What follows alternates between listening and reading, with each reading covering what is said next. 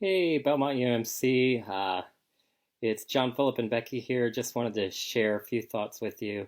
Um, Pastor Jordan is taking some much needed time off this week, and we just kind of wanted to help fill in and share some thoughts with you. We've been talking some in our services about working together and what that means and learning to get along together and all that. And we're moving into the season of Pentecost. And I've just been thinking a little bit about how that relates, how we each have our own giftings, or each bring our own unique set of circumstances to the body. And the passage that came to my mind was 1 Corinthians 12.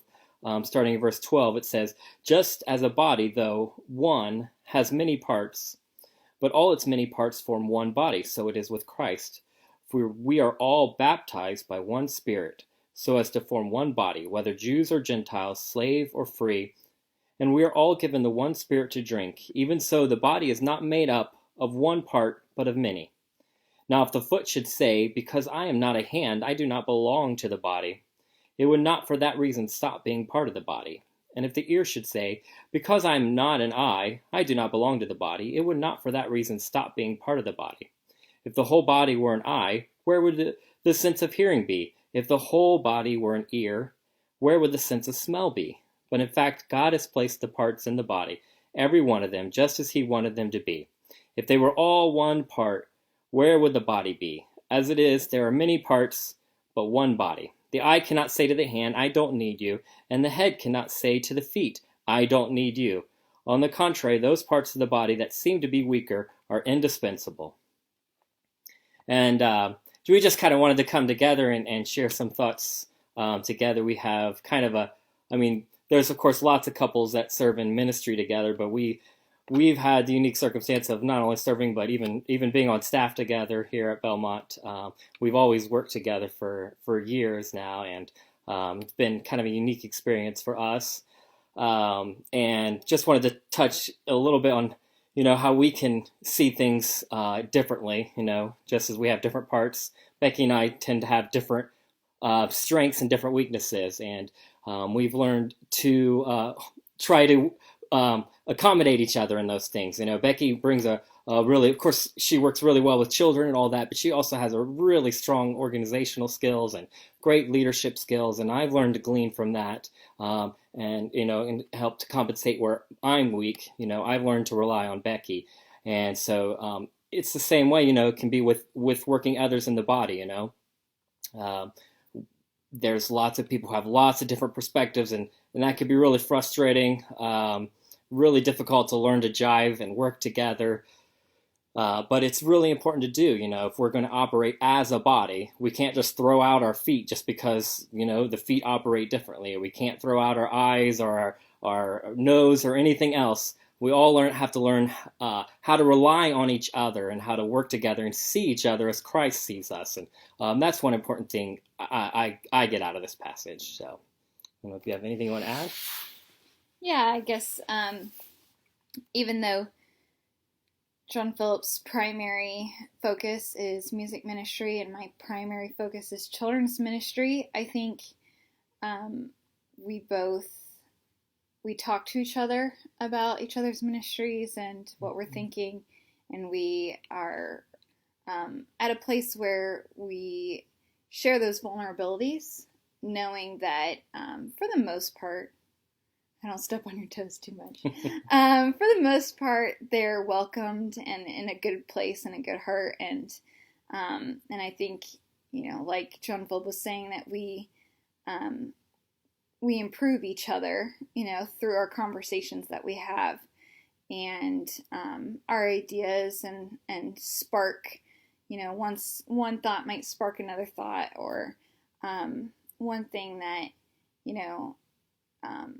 one of us might be doing in our ministries might then spur, something growth out of the other ministry.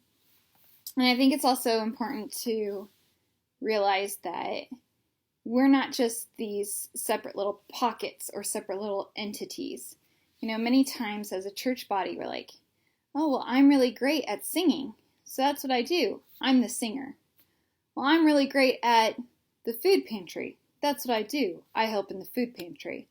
But, there are times where we have to interlink with one another so that we can be a secure one body and not just little parts doing little things.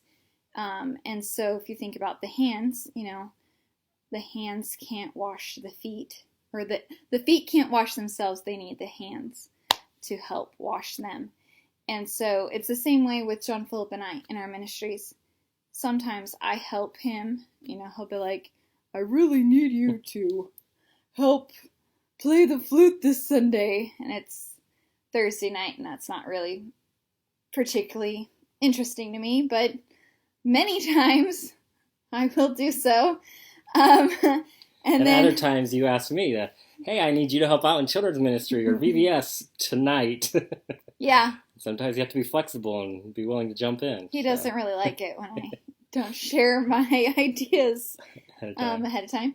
And, or I don't really tell him, give him a choice sometimes. Sometimes it's like, so I put you on hot dog duty for the Fall Fest, and you need to be here by 4:30. So he's like my built-in volunteer. But I can think of Kathy Batts, for example. She is heading up our food pantry right now, but there have been a couple of times where she has stepped up to help in the nursery on a Sunday morning, and where I would think that that typically isn't her calling. Definitely her calling lies with the food pantry, but she has, been there to help in that capacity.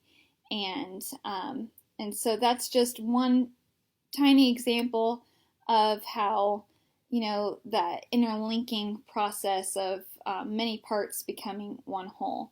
And we need each other, and we need each other during this time. And so it provides a great opportunity for us to come together and work together as one body. Yeah, and I really think that's what this passage is all about, learning to rely on each other and being able to work together and ultimately working towards one goal. It says baptized in one Holy Spirit, and that's what Pentecost is all about. We receive the Holy Spirit and His gifts, and we learn to work together as a body. So, this one's a little longer than normal, but I hope you guys are doing well, everyone's doing well and staying healthy, and we'll see you around.